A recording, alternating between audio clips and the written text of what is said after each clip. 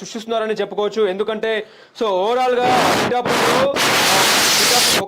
పిఠాపురంలో జనసేనాని చరిత్ర సృష్టించే విధంగా మనం అనుకోవచ్చు. ఎందుకంటే 7వ రౌండ్ ముగిసేసరికి పిఠాపురంలో 37,000 లీడింగ్ లో పిఠాపురంలో జనసేన ఆధిక్యంలో ఉన్నట్టు మనకు స్పష్టంగా కనిపిస్తున్న పరిస్థితి.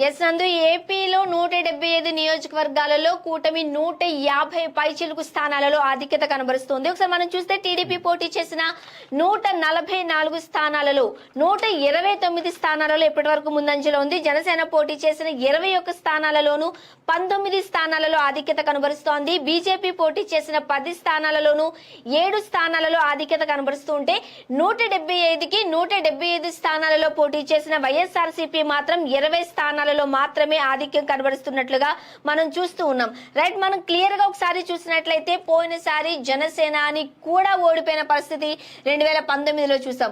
ఓన్లీ రాజోల నుంచి మాత్రమే ఆయన అభ్యర్థి అసెంబ్లీకి వెళ్ళినట్లయితే ఇప్పుడు తన వెంట ఉన్న 21 మంది అభ్యర్థులను ఎమ్మెల్యేలుగా అసెంబ్లీలో ఉంచే పరిస్థితి ఇటు జనసేనలో కనిపిస్తోంది. ఇటు 144 స్థానాలలో పోటీ చేసిన టీడీపీ కూడా మనం క్లియర్ కట్ గా almost so Tea Time founder ఎవరైతే తంగెళ్ళ ఉదయ్ శ్రీనివాస్ ఉన్నారో